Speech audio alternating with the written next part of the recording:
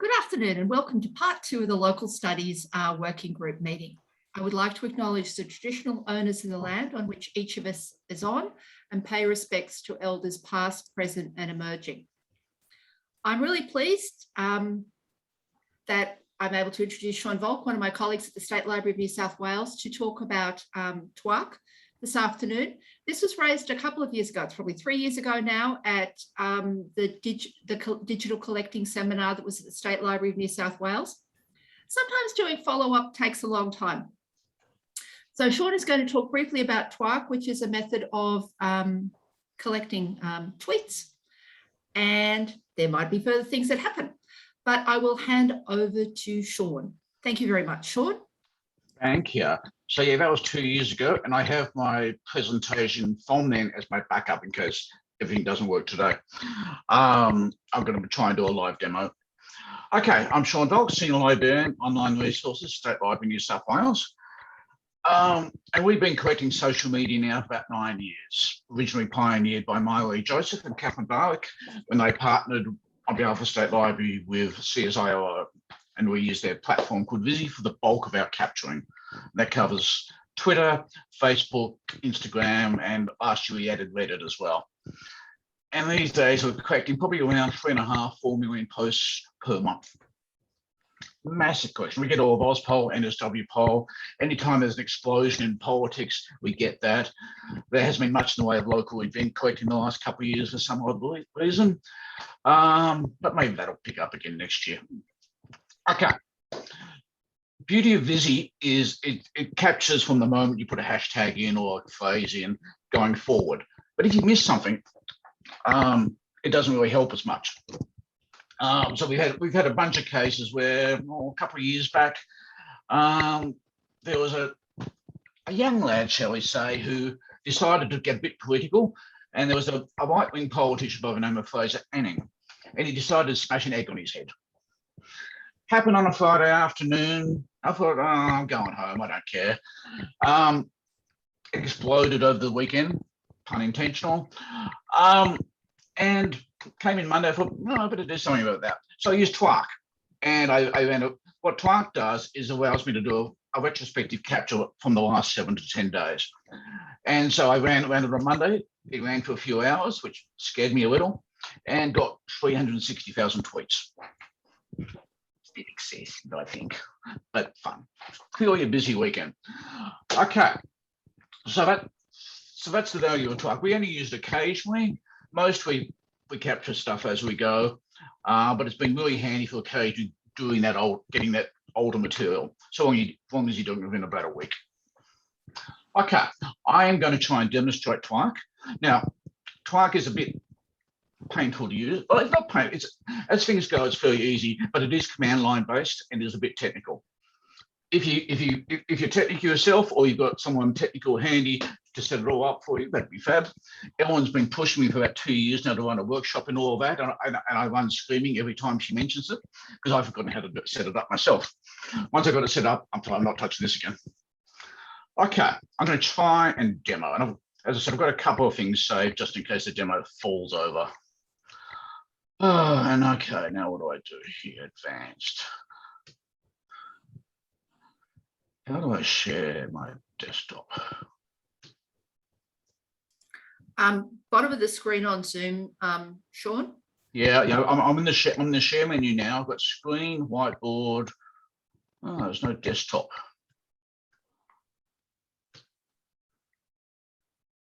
Okay, so I share that. What are people seeing? A lot of command lines that start with svolk.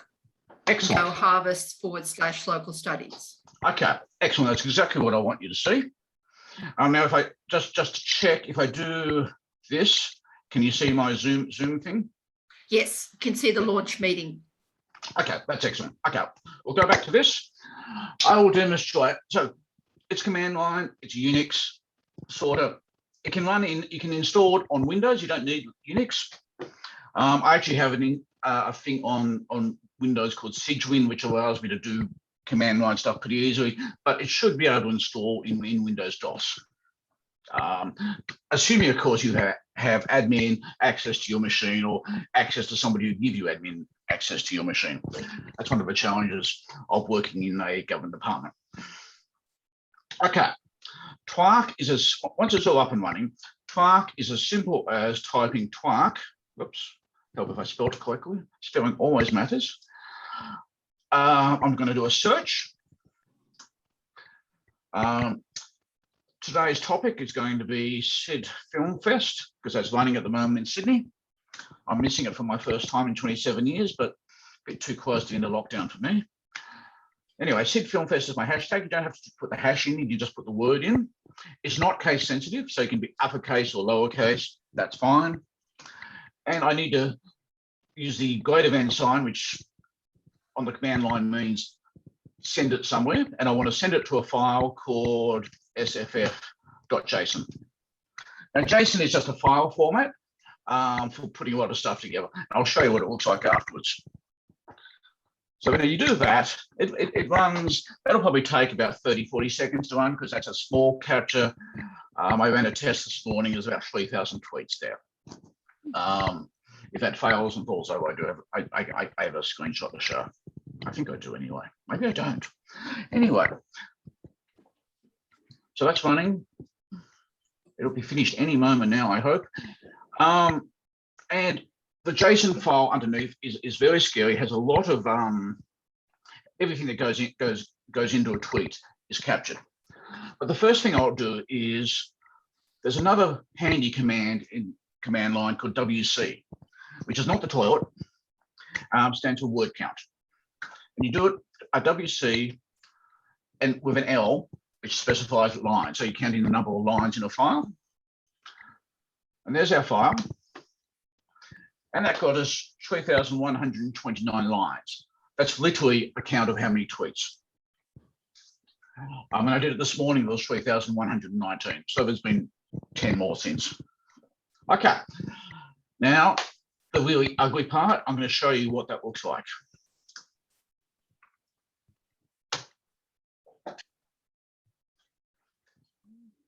Can you read that? Stare at the screen for a long time before to make any sort of sense on it. It's just, what you're seeing there is a single tweet.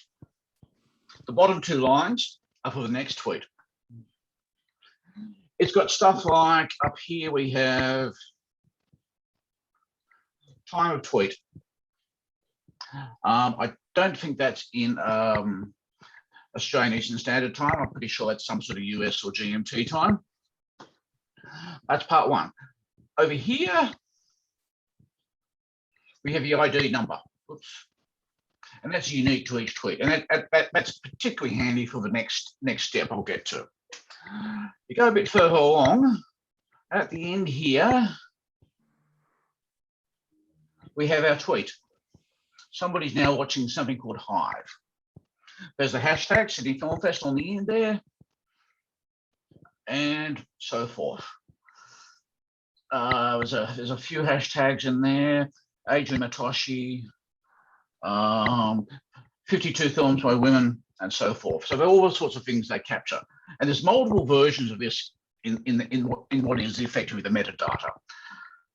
Down here, for example, I can even tell you about using an Android phone to post it.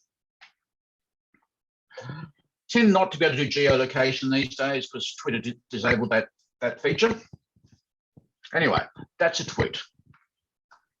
So we've collected 3,000 tweets. What do we do with them? Twitter says we can't distribute that complete archive because of privacy concerns. Because what tends to happen is after a couple of weeks, people sometimes go, I really shouldn't have said that thing I said on Twitter. I might delete that. And so what you captured at this point, the rights to that might change from day to day as people delete or keep or do different things with tweets or make them private.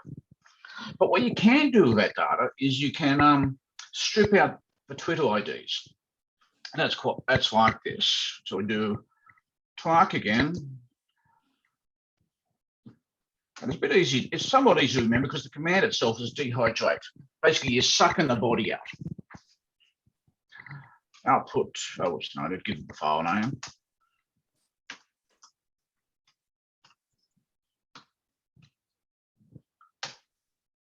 Okay, and that's a lot quicker. It's already done. If I do my WC, my line count again, oops, exactly the same, 3,129. Okay, that's a bit fun. You can then use a command called hydrate, which then takes those Twitter IDs and reconstitutes the full tweet. And as I said, that's where it gets interesting. Right now, if I was to do it, I get the same number back because it's all pretty fresh. There's a case of a couple of years back. There's a guy called Tim Sheld who does a lot of digital humanities stuff. He had a whole archive of 50,000 tweets about Anzac Day. So I downloaded those 50,000 IDs. 6 months later, I reconstituted those IDs and I got 45,000. So somehow in that intervening 6 months, 5,000 tweets either had been deleted, there was a technical issue, or people had made their accounts private. So the point here is we're only able to share material that is publicly accessible. And the Twitter archive, if you're distributing Twitter IDs, it means people can then run the command themselves and only get back the public ones. So it sort of protects us on privacy issues. Okay. Now, once you've done all that, okay, that's nice. You stick it in your archive, stick it in your preservation array if you've got one.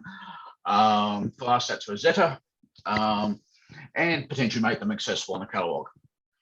But what else can you do with this sort of data? You can make pretty pictures, as it turns out.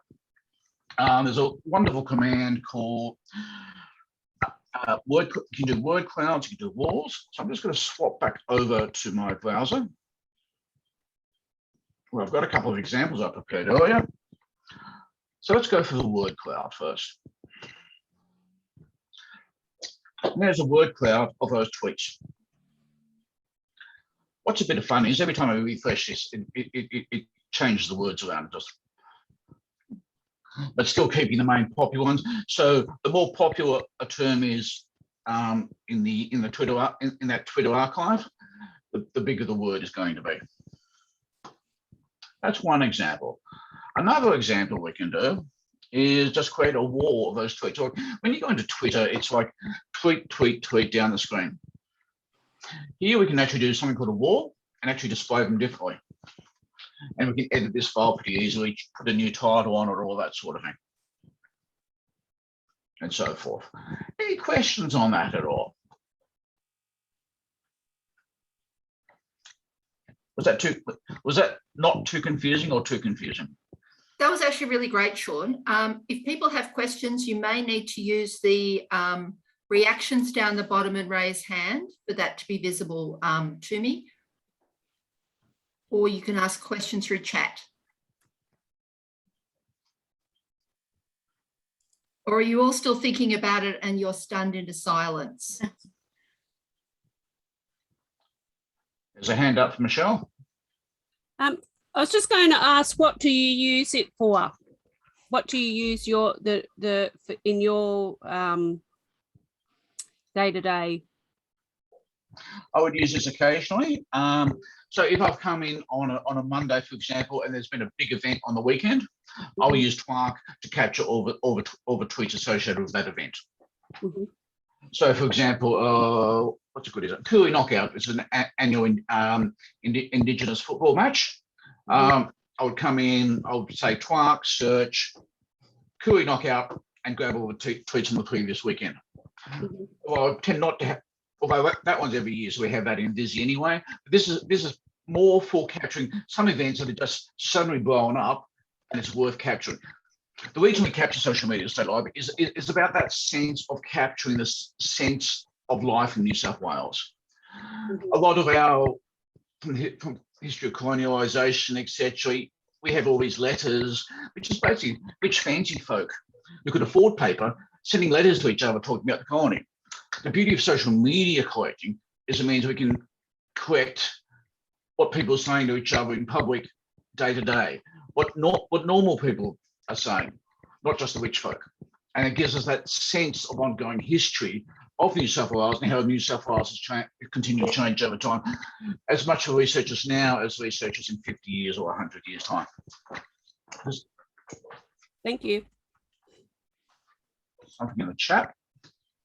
Oh, Jane's just asked, how do we access, now is that access TWARC, Jane, to do your own capturing?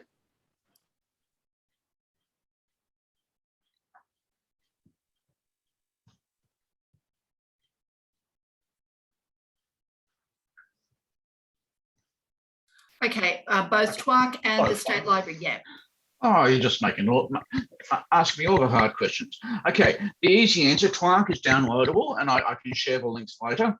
I can share, and actually, I probably should put together a half-page cheat sheet of of key terms to use TWARC. But TWARC itself is downloadable. It was developed by a bunch in the US called Documenting the Now. We've done a lot of work recording events around Black Lives Matter, for example, and protest movements. So they developed this tool to help them capture associated media. So the tool itself is downloadable via GitHub and other online repositories. Yep, cool, thank you, Alan. And okay, social media at the State Library. At the moment, the main way you can access us, we have an emotions clock, which what it does is it uses some fancy algorithms in the background to analyze the social media that's captured, and then assigns it one of 6 emotions. And that's so for any particular day, there's one of 6 emotions, and it does a pretty clock. In April this year, we launched an API, so you can actually interrogate the metadata yourself programmatically. It does require a bit of coding to do that. In fact, a little bit of it was beyond me because I'm a bit rusty in coding myself these days. So I've got one of our IT people to test that for me. So that's live. At some point, we are hoping to have downloadable data sets, and that'll do like Twitter IDs. We are hoping eventually to have a dedicated machine in the reading room where you can actually go in and play with the data. But we need to write some policy around that first. Actually, no, I keep saying I need to write some policy back because that's my responsibility. So hopefully in the next few months, we might have a bit more open access there. Okay, Giawi, thank you. Giawi is another person I used to work at Bankstown Library. SF wall, okay, I will show you how to do SF. Thank you, Alan. Let's go back to here. To do a wall, it's simply a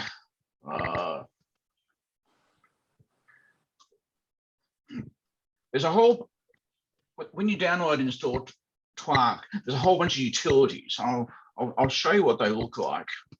They're basically Python scripts, which other people have written. And there's a whole lot of different things there. There's things of filtering, trimming out retweets, IDs, and so forth. And one of those is wall. So to run that, I would do wall.py with I have this written down somewhere. Yes, wall.py on sff.json output to what's called wall.html.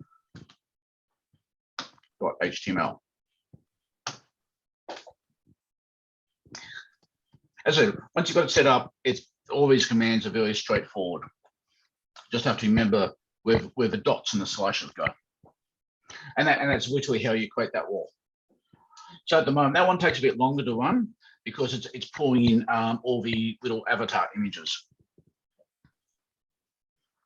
Any other questions?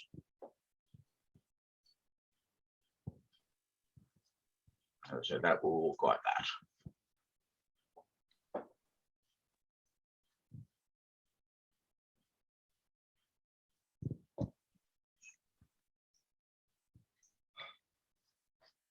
No, I think we're good. Well, thank you all very much. Sean, thank you very much for that. That's terrific. Now, if anyone is interested in a workshop and wants to spend more time on this, please email me and we'll see if we can work out a time. If no one's interested or if everyone has already feels, well, I can go away and do this with, some YouTube help and GitHub help, that's good too. But it's a good way to think about collecting local social media for your area Yeah. so I should say, adding this to your local studies collection. yeah, there's a couple of key steps in downloading and setting up. One is downloading the software. You need to have Python running. It is command line, and you need to set up an account with Twitter developers, which is actually pretty straightforward, and that generates you like this big massive string of characters, which you then need to configure. And that's a few steps, but mostly it's mostly just ticking the boxes as you go through. But Sean might be open to having a bit more of a session around this at some point with notice. I am happy to, maybe early in the new year. I'll try not to scream too much. Thanks very much, Sean. I really appreciate it. And thank you very much for this. And yeah, Right. I think there's certainly interest from at least one library in learning more about this. Cool. Thank Thank you you all. so much. Bye.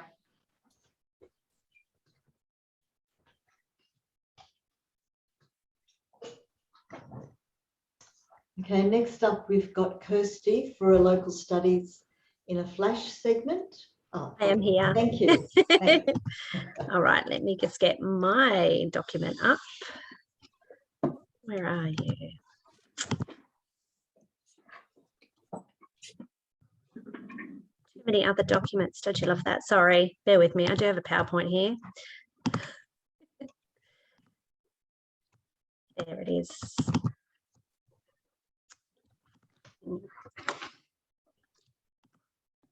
Hopefully everyone can see that. That's great. Thanks. Yes. Excellent. Thank you to Donna and Ellen for inviting me. I couldn't come yesterday. I was doing home library duty. So I'm here today to discuss our Lockdown Life creative writing competition that we ran.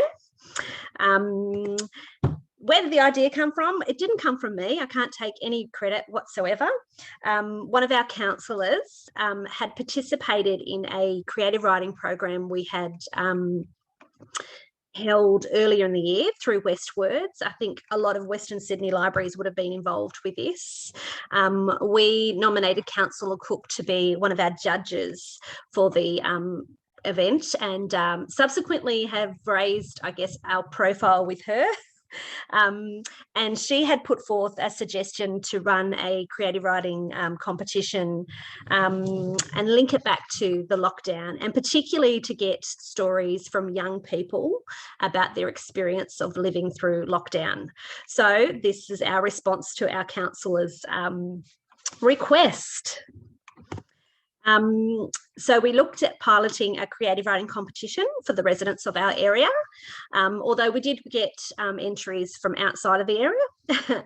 And we based the premise, basically, we were able to steal a lot of the terms and conditions and the guidelines from Westwards. So Michael Campbell was kind of pivotal in helping me set up the writing competition, and so we based it on that, and being a 500-word piece. It could be a poem, an essay, a story about their experience of living through the COVID-19 restrictions, specifically in the Penrith area, but like I said, we did get just a general range of experiences.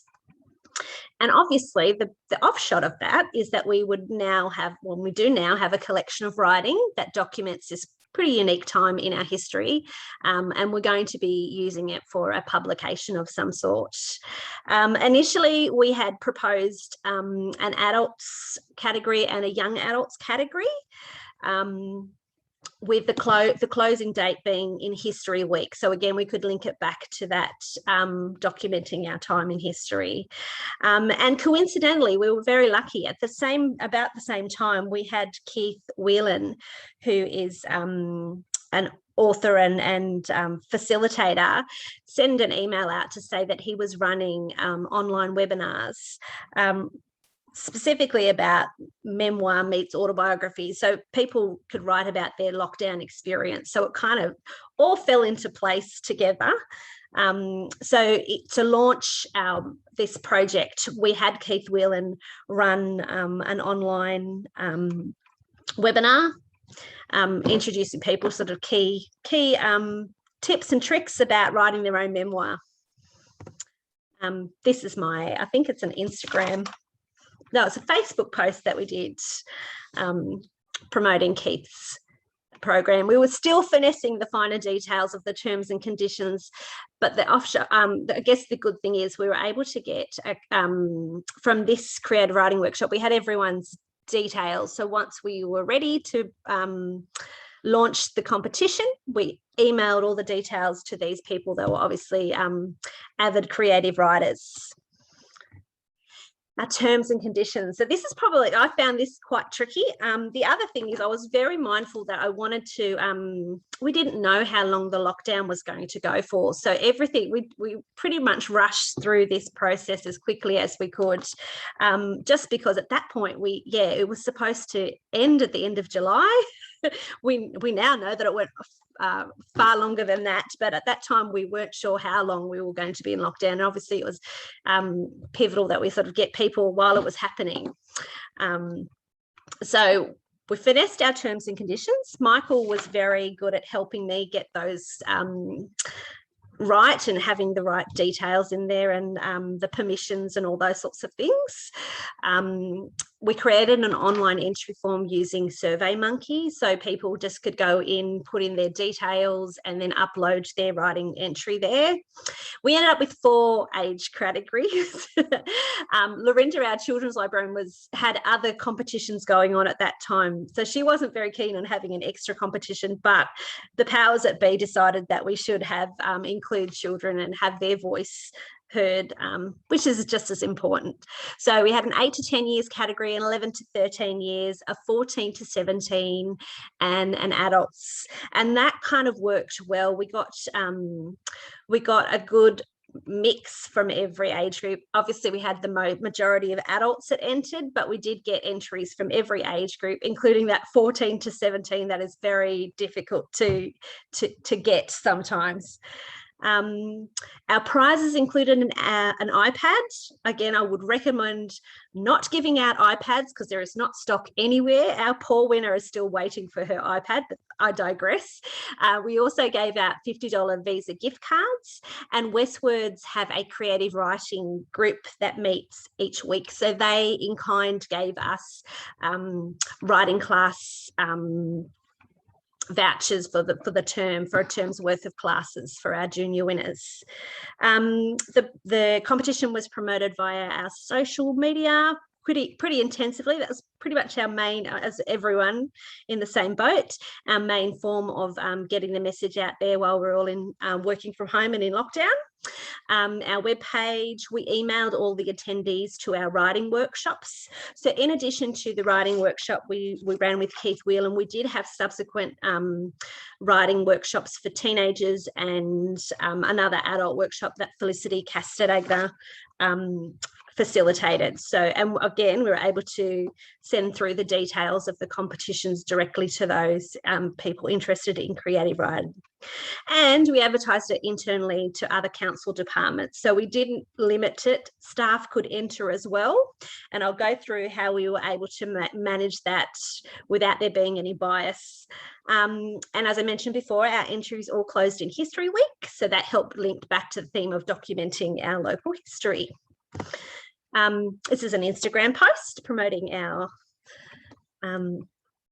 competition. So our competition closed in History Week. We managed to get 34 entries altogether, which is not massive, but it'll make a great booklet. We had 20 adult entries, 5 for the 8 to 10 years, 5 for our 11 to 13 years, and 14 to 17, we've got 3 entries there. So like I said, a good cross section of different age groups. When the entries came in, we spent a little bit of time numbering the entries and removing all the, I guess that was the good thing about them being on SurveyMonkey. We were just able to extract the entries and create files. We're all working from home there. So we had some of our operations team and one of our local studies or research librarians help with the judging process. All the entries were numbered and all the names were removed, so that even if we had I think we did have one staff member that had entered. No one would know who it was because it was basically just a number that they were judging. And each entry was judged according to 3 different criteria. So one would be on the originality and creativity of the piece, one would be on the quality of the writing, and one was to the response of the theme. So on their response to lockdown life, the COVID-19 experience. We had a spreadsheet that each of our judges gave the score for each entry, and then we had the fun process of getting together. I would like to say that it was easily resolved, and all the scores differentiated between the entries, but it did take a little bit of time to discuss and resolve who would be the winners for each of the categories. Some, obviously those with the junior members were very easy to find clear winners, but the adults, we did have a bit of discussion about what we thought was the best. But ultimately, we came out with the winners, and we were able to post all. This is an example of our OPAC.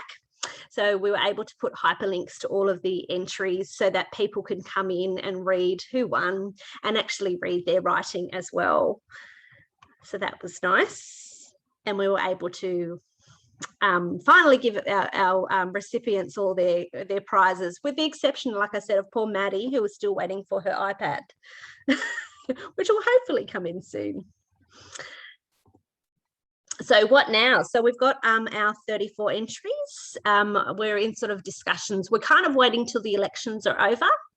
If Councillor Cook is reinstated, we'd like her to put some sort of foreword into the booklet, given that it was her idea. And whoever the mayor of the day is, we'll get them to have some sort of introduction in there as well.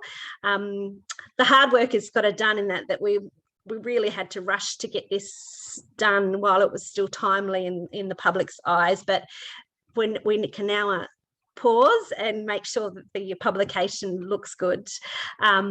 We're also looking at including photographs from the community. So council did put a call out for photos of the area. We didn't get great reception, none that really, I think, epitomised the lockdown experience, but thankfully we've had a few staff that also took photos. So we're sort of weeding through some of those, like of Penrith Station when it's completely void of people, those sorts of things. We're looking at putting an electronic copy somewhere as well for people to access whenever, wherever. And having some sort of launch event when we've published the booklet, where we can invite all our entrants and actually get to see them face to face and give them a copy of the publication and, you know, a certificate or something for their participation. That's in essence my presentation. If you have any questions, my contact details are there. I would also highly recommend talking to Michael Campbell from Westwards. He was really, really helpful in helping me get this off the ground. And I've put Adrian, poor Adrian was unwell. She was going to help me present, but Adrian was one of our judges for the program as well. So she's got some good insight as well. Thanks for inviting me today. Thank you so much. Are there any questions now while Kirsty's on site?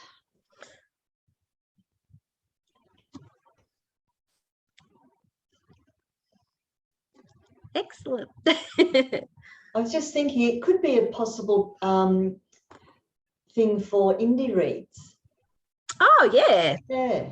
Penrith Library isn't actually on Indie Reads. I would love us to be, but, Yeah, it could work but well. we're happy to have our content. That would be wonderful. Yeah, well, thank you for that. That was great.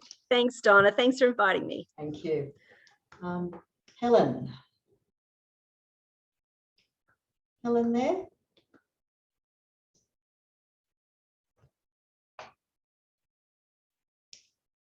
Helen's going to introduce the next speaker. Sorry about that. And of course, hello everyone. Of course, it's very loud here at the moment. I'm just in our library and regional office, Macquarie Regional Library in Dublin. It's my pleasure to introduce two speakers today, and you may be familiar with some of their photographs and their works already today. So documentary photographer Effie Alexakis and social historian Leonard Janishevsky have been researching the Greek-Australian historical and contemporary presence in Australia internationally since 1982. Their project and archives, in their own image, Greek Australians, encompasses visual, oral and literary material together with memorabilia and is based at Macquarie University, Sydney. Their diverse archive is recognised as one of the most significant collections in the country on Greek Australians. Now, some of them, as I say, you might be familiar with some of their books already, like Greek Cafes and Milk Bars of Australia. It came out in 2016. If you haven't got it from your library, I highly recommend it. It's full of fantastic stories and photographs from Greek cafes and milk bars everywhere. And they also had this as well, which was on a nationally touring exhibition in 2013. Anyway, without any further ado, I'll turn it over to Leonard. And Leonard did say earlier that he's having some difficulties with storm activity where he lives with internet and electricity access. So hopefully all will go well. Thank you. Yes, no domestic storm, external storm weather. The internet's gone out once, so hopefully it'll be calm enough for us to continue. Effie's going to present to you the overall project because the Greek Cafe component is just that. It's just a component of an overall project. And what we'll do is we will interweave our methodologies as we go through, showing you our results so that you get a picture of both the results and how we went about acquiring them. I'll just share the screen.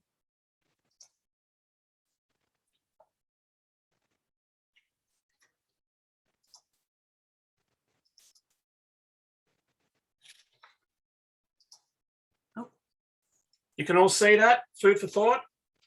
I can see some nods. Good. Yes. Yeah, so basically, what we've outlined there is what Helen just went through, that the project is multifaceted. Our aim was to do a very diverse historical and contemporary documentation of the Greeks nationally and internationally, as well as oral, like audio tapes, and copying their historical images. So this is just a small snippet of the range that we have been documenting. So the background, during the 1980s, we recognised that Australia's national estate archives and museums and libraries did not really collect nor recognise the significance and contribution of Greek Australians to Australia's cultural diversity and history. This applied to other ethnic groups as well. So as a result, groups from non-English speaking backgrounds have been effectively alienated and marginalised and left unacknowledged. So we're talking about the 1980s when we started doing this. So our aim as young 20-year-olds back then was to change this and to challenge it. So we drove around the country documenting as we went along.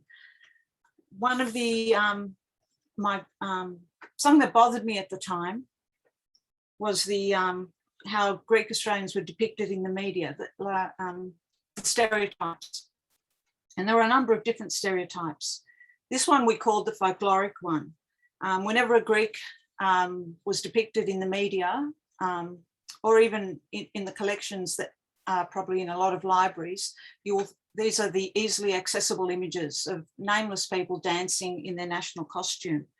You know, assuming that everyone of Greek background had a national dress costume in their cupboard. So it was very limiting, as well as this sort of image, the national rah-rah-rah. Another stereotype was the black-clad widow. So ironically, this was photographed in Marrickville, which had a very large Greek population at the time. We went beyond what we called the stereotype by photographing people inside their homes, and showing the private, making the private more public, exposing their private world and talking about their stories. Every person that we interviewed ranged from an hour to 3 hours. People can't tell you their story unless you get to know them a little bit. So it was a matter of you know, getting people comfortable with what we were doing and what we intended to do with the images. We also wanted to break the myth that Greeks were post-war. They were here since gold rushes, 1850s, and even before that. So one of the early aspects of the project was looking at second, third, fourth, fifth generation Australians, where they had come from, and talking about their Greek forebear. And we found that a very fascinating area. And also an important aspect, I think, was the right terminology. They are settlers and not migrants. Even today, people that are even second, third generation are referred to as migrant. They're not, they're settlers. It alienates them by not giving them the sense of place. So how did we do this? We got into our little Toyota Corolla and drove around the country, meeting people, interviewing people, trying to get their life story. Especially in country towns, the Greek cafe was the most prominent, so it was easy to find a Greek person. A large percentage of them were Greek run. So the Greek cafe, again, could be considered a stereotype, because we wanted to go beyond that. So through the Greek cafe owner, we would find other people living in the country town that had farms or just lived in the town. So it gave us direction to other people as well. It was the focus, and then we followed through.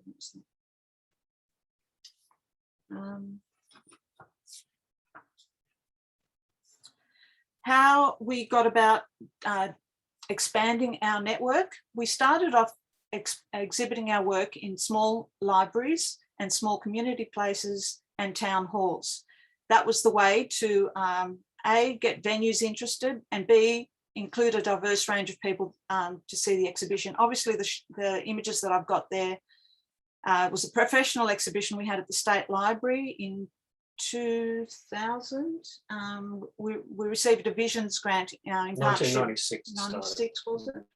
We received a Visions grant in partnership with the State Library of New South Wales, and that exhibition travelled to over 15 venues throughout Australia, as well as being invited to Greece a number of times. So the profile we built up slowly that way, and now it's wonderful because we can get on the phone and ring someone and say, I would love to talk to them about their story. So we don't have to explain too much about who we are, because I think our work is our it's our passion. Our passion. Okay. So then we get to the cafe, and Leonard will take on this part. Before we get into the cafe profit, I just want to add a little bit to what Effie was informing you about. In terms of the research methodology, yes, we did get into a little Toyota Corolla, and we did go to places which we never thought we'd ever visit.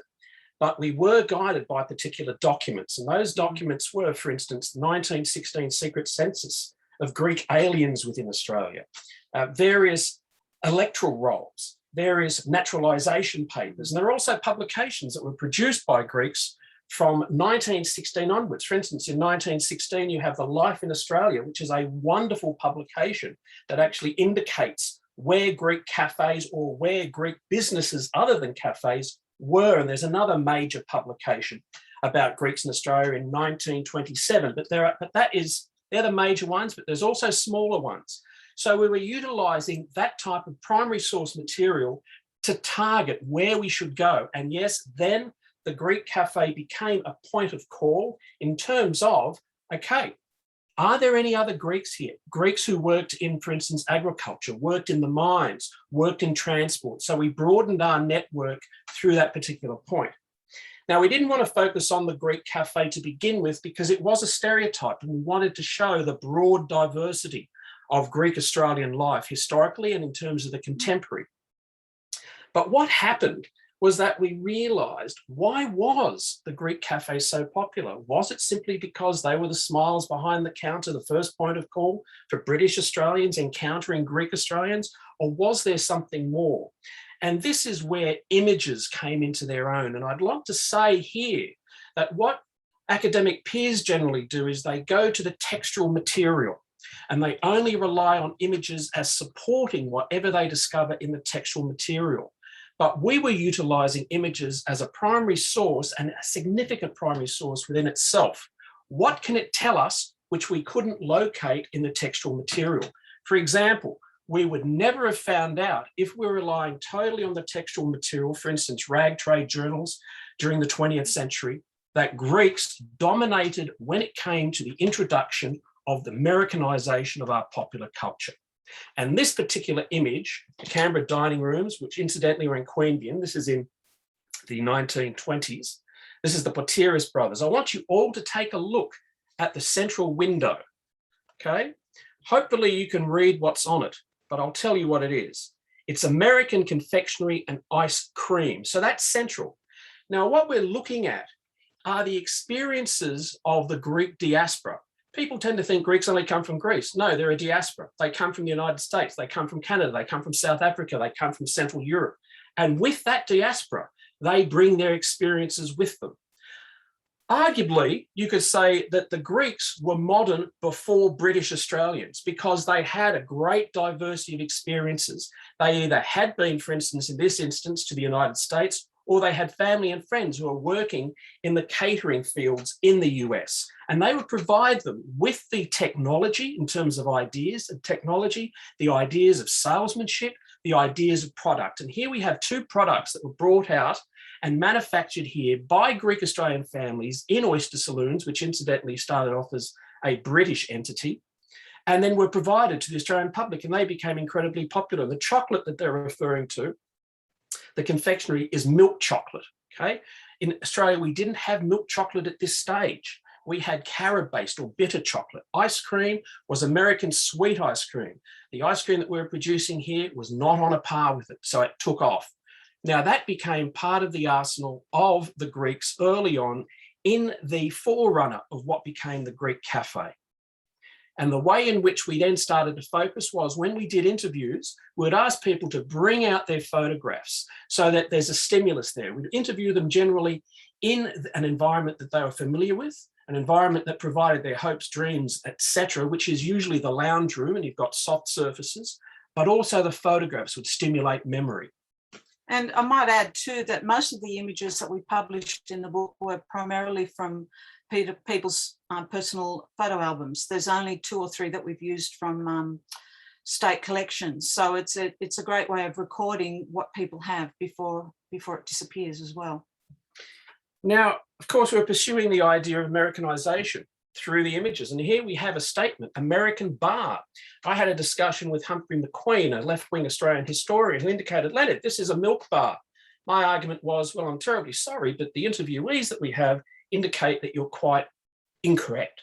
In actual fact, this is not a milk bar, and I'll get to that. This indicates by American bar that it has a soda fountain within it. And this is in Longreach. Komino was a Kytherian name. Kythera is an island underneath the Peloponnese in Greece, and many Greeks in New South Wales came from Kythera, but the Kytherians also went to the US, also went to Canada, also went to South Africa, bringing in their experiences. So within Australia and also overseas, when you see that term in these photographs in the 1920s, American bar, it indicates that there's a soda fountain within it. This is in Longreach in Queensland. Now, when we're talking about food, we're not simply talking about what you eat in terms of the presence that's on the plate, but how food is sold and the wrapping that comes with it, how it's presented. That soda fountain that I referred to, if you look at this central picture here, this is a cafe in Lockhart. This is a soda fountain pump, and it has a lotus light at the top. So this particular establishment, this is in 1925, it had an electric generator. It was seen as modern. The soda fountain was not just simply the pump with the light on top, which went around. It was also the flashing lights on the back bar. It was also the silver and gold tops on the soda essence bottles at the back. This was the original light fantastic as far as the Americans were concerned. They didn't refer to a Middle English poem. They are referring to the fact that here we have light, which is being emitted, this wonder of the 20th century. Now, the Greeks took this and it exploded across the country in terms of they were importing these type of soda fountains en masse. And how do we know that? We know that through the interviews, and there's over 3,000 that we've undertaken, of descendants or people who lived during this period, and not just the Greeks themselves, but also those who frequented these establishments or those who worked in these establishments. Now, this idea of food and fantasy that generated initially by the soda fountain, an American technology brought over here by the Greeks. Also, lollies. We all remember buying lollies, for instance, in packets and so on. But well before Macintosh, well before Cadbury's,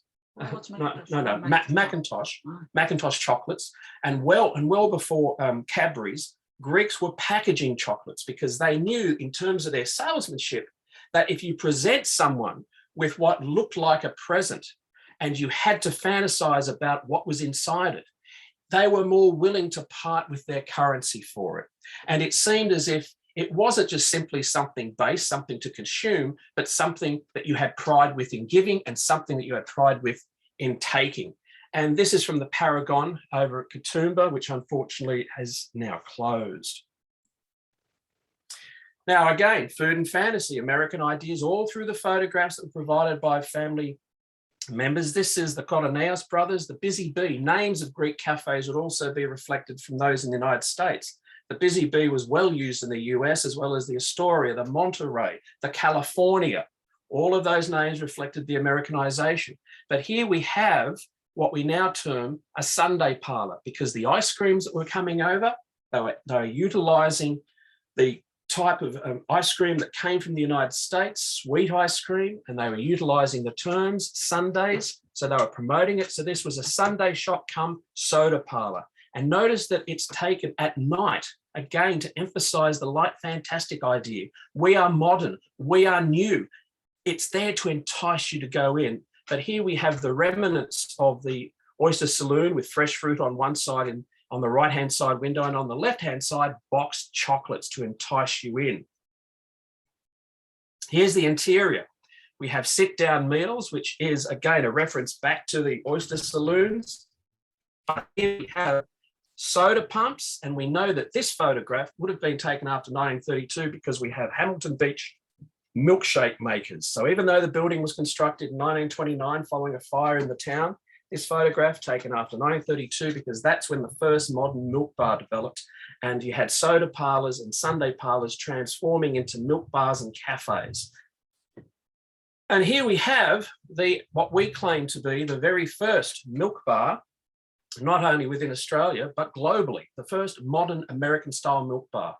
And these were a hybridization between the Galactopolion, which was a milk shop in Greece, and the drugstore soda parlor in the United States. But the focus was not on the sodas, even though you have soda pumps here, but on the milkshakes themselves, which are you can see at the back, the Hamilton Beach milkshake makers. Now, these were imported en masse by the creator of the milk bar, whose British Australian name was Mick Adams, but his Greek name was Joachim Tavlaridis. Now, they sold milkshakes, but not the milkshakes that you and I are familiar with. They were a health food. They were promoted as that, and the Milk Board took that up. And again, this went national, and then it was exported overseas to Great Britain, exported overseas to other continent, exported to South Africa, exported to New Zealand, exported to, so this is a global product now, the milk bar. The type of milkshakes we had, it had carob in it, it had honey, and you could have cream in it. No ice cream though, no ice cream whatsoever. You could have fresh fruit, you could have dried fruit, you could have nuts. Now, these bench or booth seats on the left, they were very small. The whole idea was to be served at the bar itself. And these seats were originally known as Italian booth seating, but the Greeks in the United States picked it up from the Italians in the US and brought it out here. Okay, so again, we've got a transnational aspect developing. And again, this information is coming primarily through interviews, numerous interviews. And then we go back to the original source material to see whether or not we can find any evidence of it. These are the daughters of Mick Adams, Lillian Caldoulis and Helen Garondis. And this is a plaque that we're trying to have placed in Martin Place, which is where the first milk bar, the black and white 4-pence milk bar was. We're having a few issues at the moment in terms of where it should be placed. The city of Sydney decided that it may look good next to a drain. We weren't happy with that. But hopefully that will go up. Yeah, it's very disappointing because one of the sister on the left has passed away. So they were very excited to have their father recognised and acknowledged, but unfortunately the building owner is not does not want the plaque on his building in Martin Place. So City of Sydney is still looking for a good location, and it's only taken 5 years. So we're very frustrated. So at least the plaque's been made. And these two sisters were interviewed, and from them we were able to follow the path that Mick Adams took in bringing his ideas of the Galactopolion and the drugstore soda parlour together, because he visited both places during the late 1920s, United States as well as Greece. Now, all of those ideas in terms of the oyster saloon, the soda parlour, the Sunday parlour and the milk bar came together in what some of us may be familiar with, which is your classic Greek cafe. Okay, so we've got the soda pumps, there are milkshake makers behind, but also this idea of fantasy, the architecture. And indeed, when we started talking about the idea of the connection between food and fantasy, we discovered there was a significant interest in a type of Art Deco known as Streamlined Modern that came from the United States. It's curvilinear essentially, and you can see that emphasis there, and that there was a connection between the uniforms and the architecture, the decor and so on. And Greek shop fitters, particularly one, Stephen Varvaresos, were instrumental in developing this style within Australia. It wasn't our architects talking to the United States, it was Greek Australian shopkeepers seeing the influences from the US in terms of what type of architecture the Greeks were involved with and bringing it out here. And again, interviews. Now, in terms of what these cafes were offering, very, very quickly, you didn't have Greek food. Certainly the Paragon in Katoomba was offering Greek sweets, but they didn't take off. And there were others around the country that tried to do it, didn't take off. And Greek main meals were, dare I say, as interviewees have indicated, seen as peasant food. Now, food that British Australians were familiar with, of course, was steak and eggs, bacon and chops and so on. And that's what you have in terms of your main meals on your left-hand side. But what the Greeks were doing, they were introducing the add-ons with your fancy sundaes. And down here we can see American Beauty, Monterey Special. It's down on the second column on your left. And we also see here the milk drinks, the milkshakes. And yes, you even had hot milkshakes. And the thirst quenchers, orange Purdy. A Purdy is in the Southern American states. It's a herbal drink or an alcoholic drink, but the term here was used in different regions to label different types of drinks. And these were essentially drinks where you had, which were ice crushers, if I could put it that way. So we had a hybridization of what British Australians were familiar with in terms of their main meal and the exoticness of what they considered to be the leading white culture at the time, the United States. And they would take that on.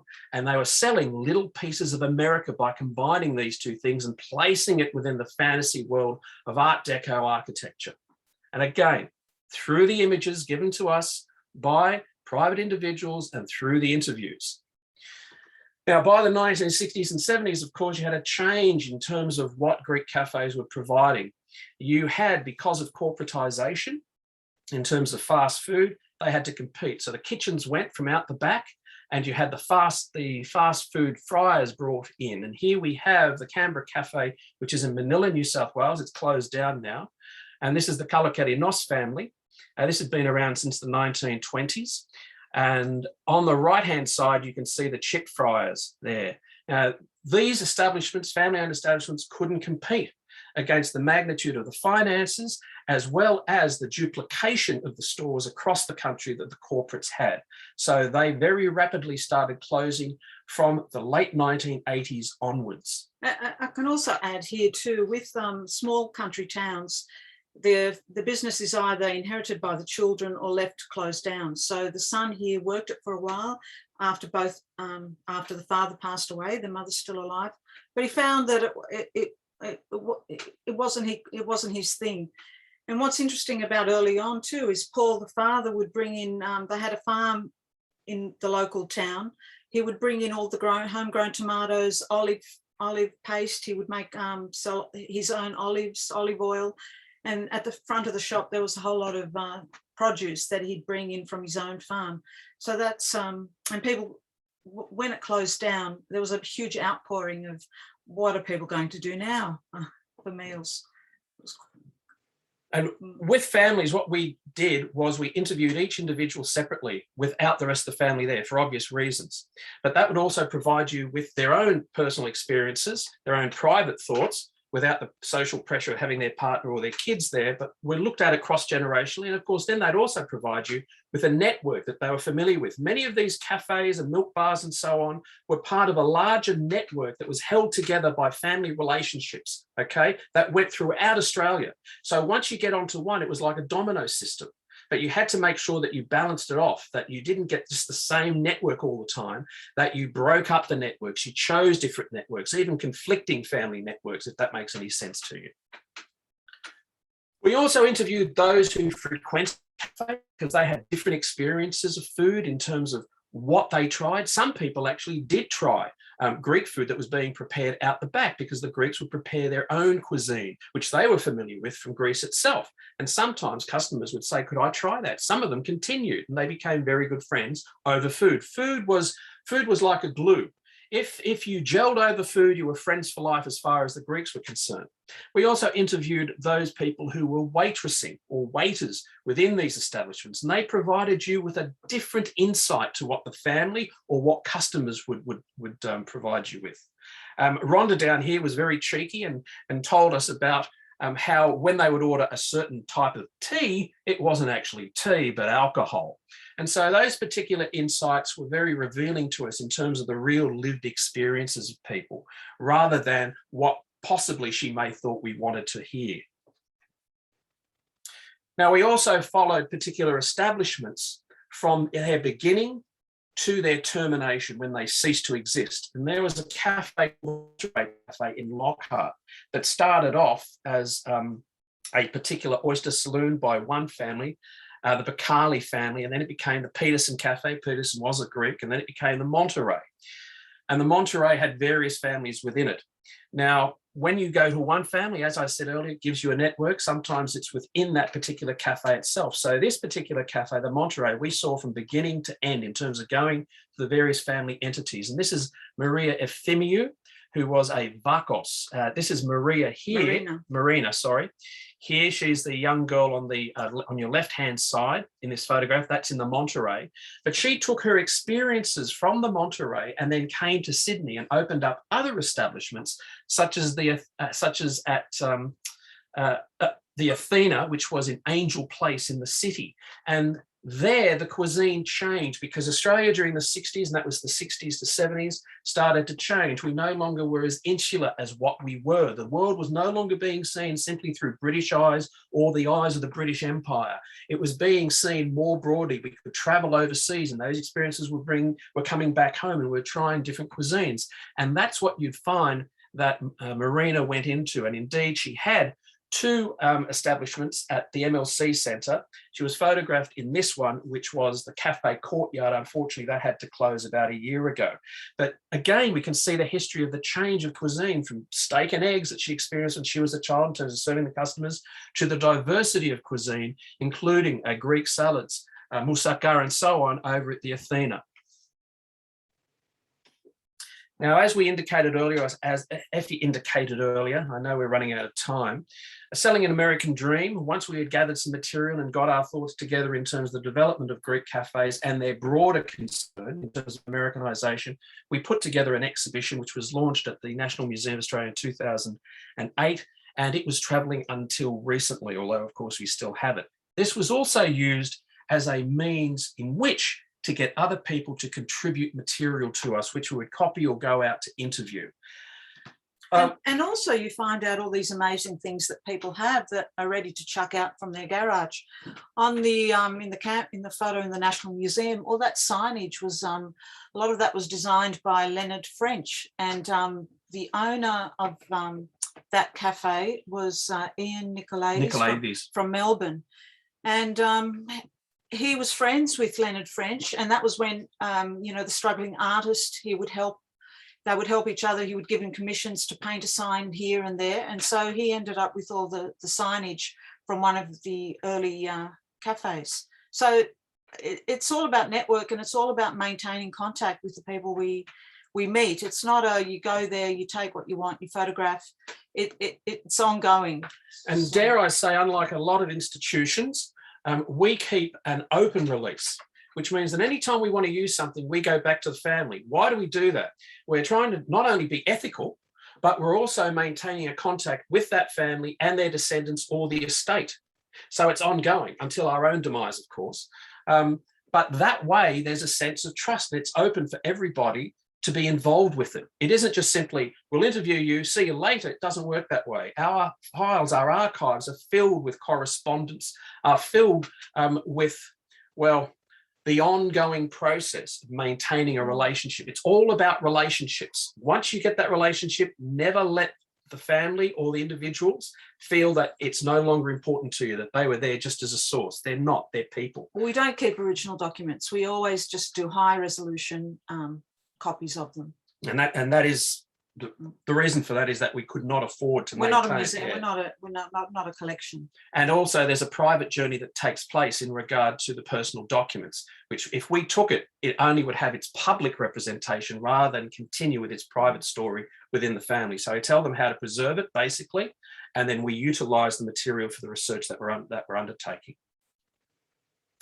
Now, when we're looking at particular stories, even for the cafe, it's not just simply the cafe as a food entity, but it's also, were there any other aspects that broadened out the lives of these people? What else impinged upon them? What other things did they see about Australia and the experiences here? And here's one example, for instance.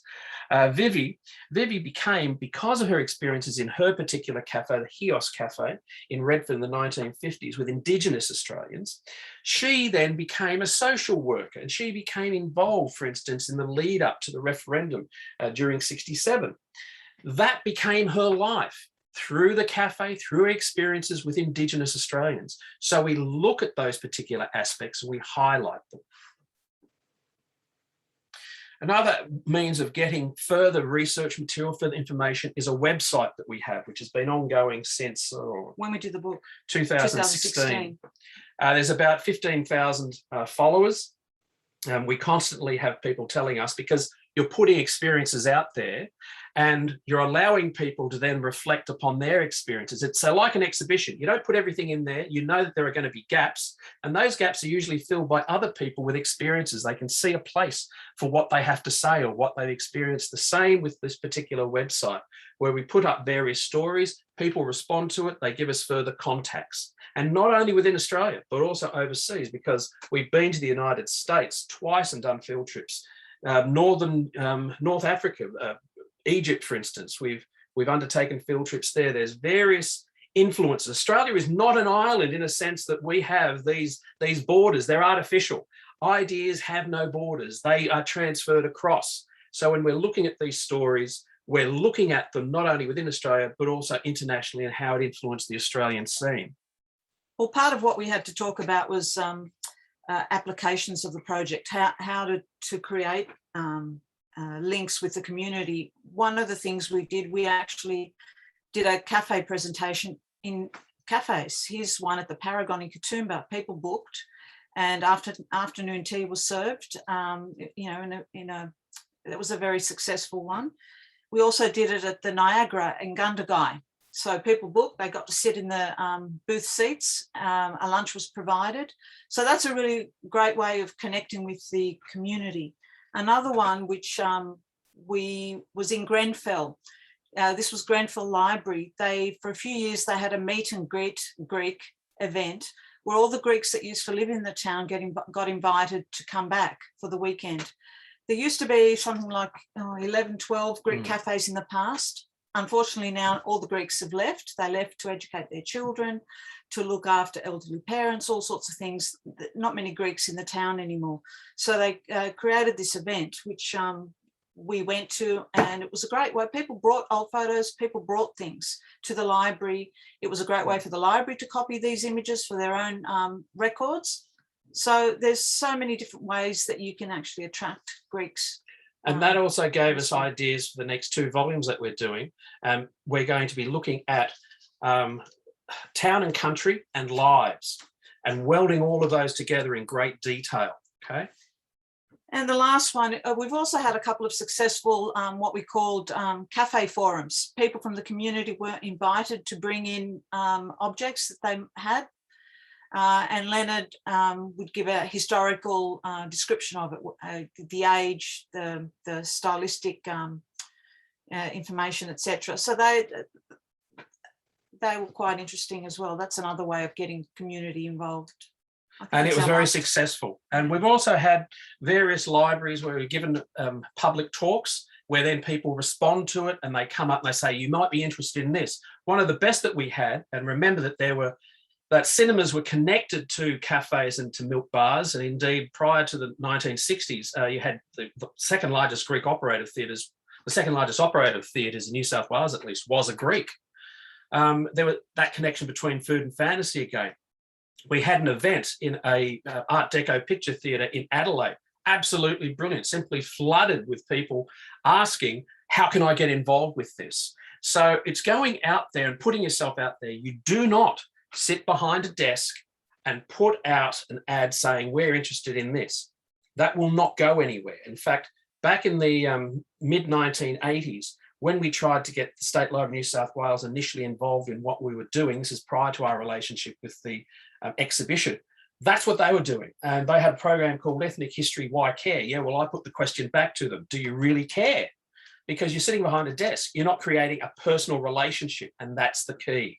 If you go out there, make yourself known, make it known that you're interested in what these people may have to say or have, excuse me, it'll work. That's it.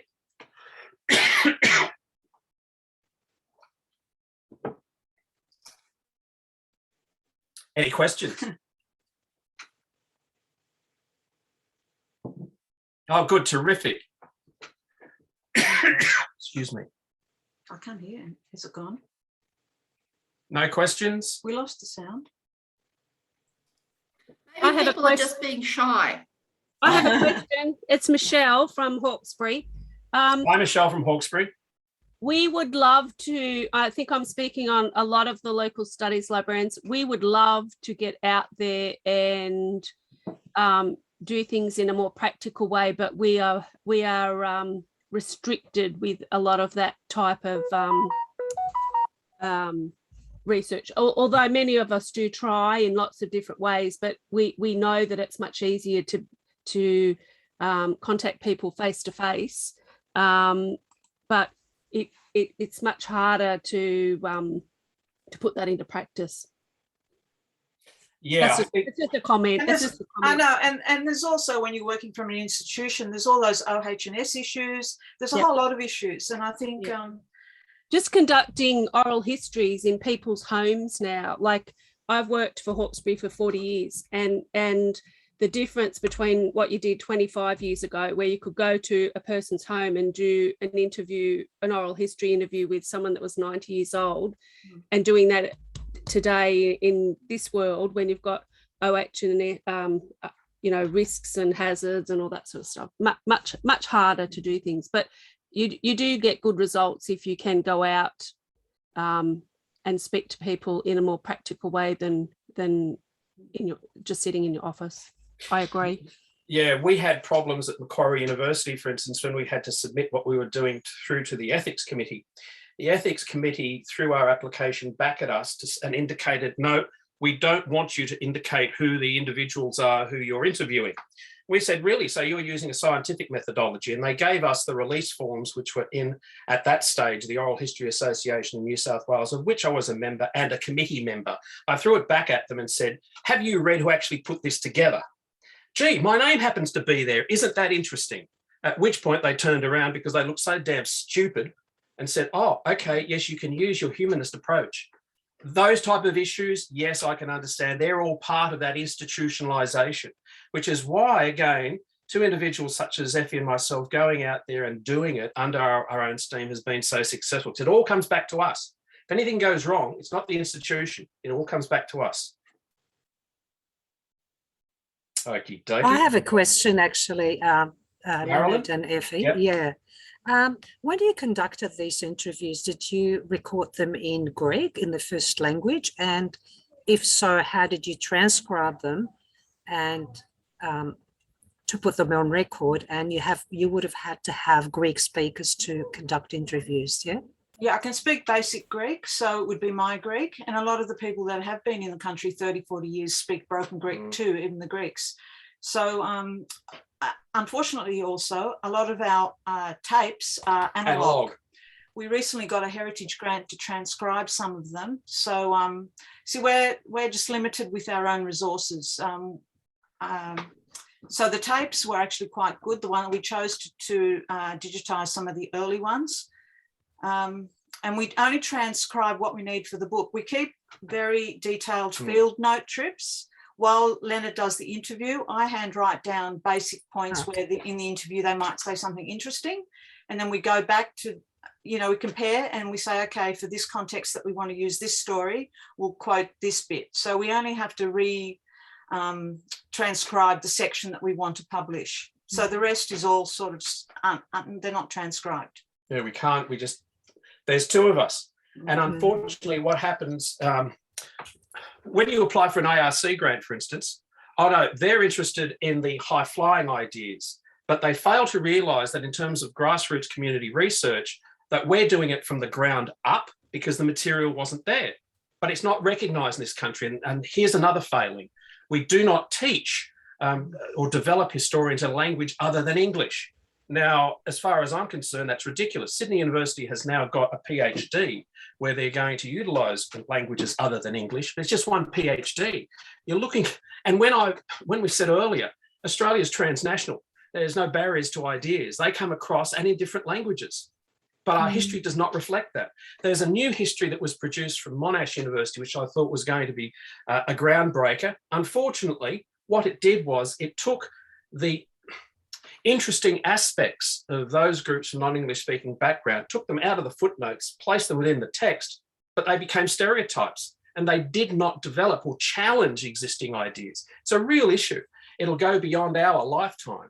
But eventually, I'm hoping, for instance, there's a young historian, Peperoglu, who has got some really good ideas in terms of challenging the way in which we view our history, to use multilinguistic sources and multi-diverse views, not just simply a monolithic view of the nation or how it progressed. Did it progress? Well, that's another argument.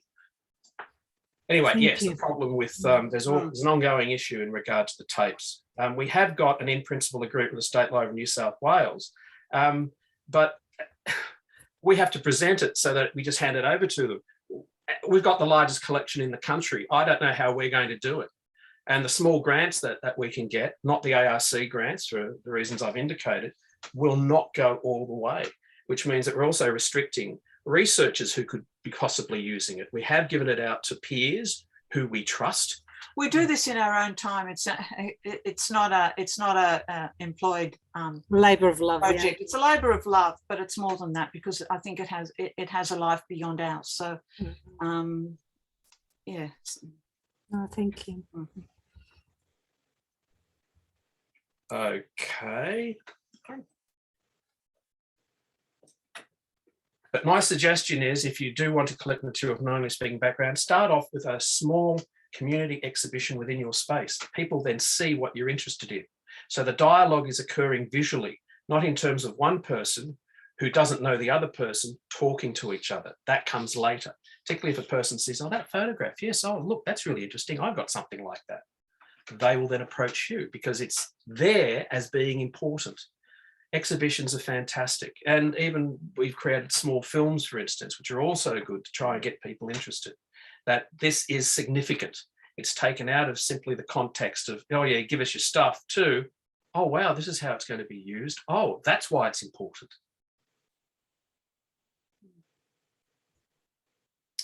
Okay. So no other questions? Okay, thank you so much, Effie. Thank you. That was great. Thanks a lot. Cheers. Okay, we've actually, Ellen, are you around? Oh, yeah. Yep, I'm sitting here. I was just being quiet. Okay, we've actually been able to get one more presentation, which came at the last minute, but we've been trying for a little while to have it. It's fantastic. Is she around? No, they're going to be online at 3:45. We've got the discussion session, Oh, the okay. breakout rooms first. So I'm Okay. actually going to mute the recording. Yep.